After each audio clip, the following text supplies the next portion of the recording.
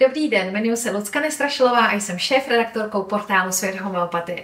Já bych vás dneska ráda seznámila s naším časopisem, který nevím, jestli znáte, ale věřím, že většina z vás ano. Pokud ne, tak poslouchejte. Je to okénko do světa homeopatie. Právě jsme vydali nové číslo v novém designu, tak myslím, že je takový svěží a moderní. Co v okénku najdete?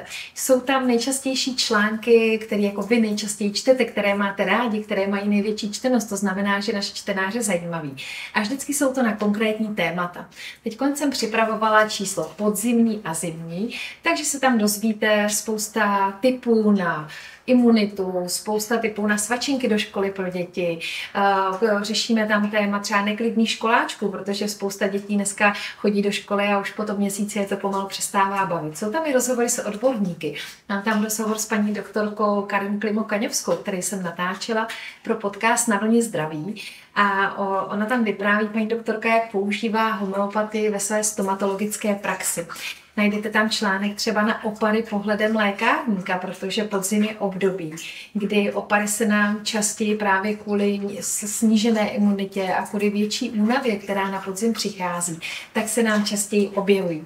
Co bych jsem chtěla ještě upozornit, tak jsme udělali v rámci Světa homeopatie a upozornili na to i v okénku novou kolinku s paní doktorkou Luckou Kozákovou, skvělou lékařkou, která dělá poradce a odborného garanta pro svět homeopatie a určitě ji mnozí z vás znáte z našeho facebookového profilu. A Lucka každý čtvrtek od 10 do 11 hodin ji můžete zavolat na linku, která je uvedená jak v okénku, tak na Facebooku, tak i na našem webu Svět homeopatie. A můžete se s ní poradit o vašem akutním problému, o tom, co vás konkrétně trápí. Lucka s vámi vyřeší dlouhodobé chronické problémy, ale určitě vás bude umět nasměrovat. To je jedna z takových novinek. No a úplně na závěr máme i samozřejmě v okénku soutěž o karty Černý Petr, takže můžete si díky okénku zasoutěžit a nebo si potom karty pořídit i na našem e-shopu.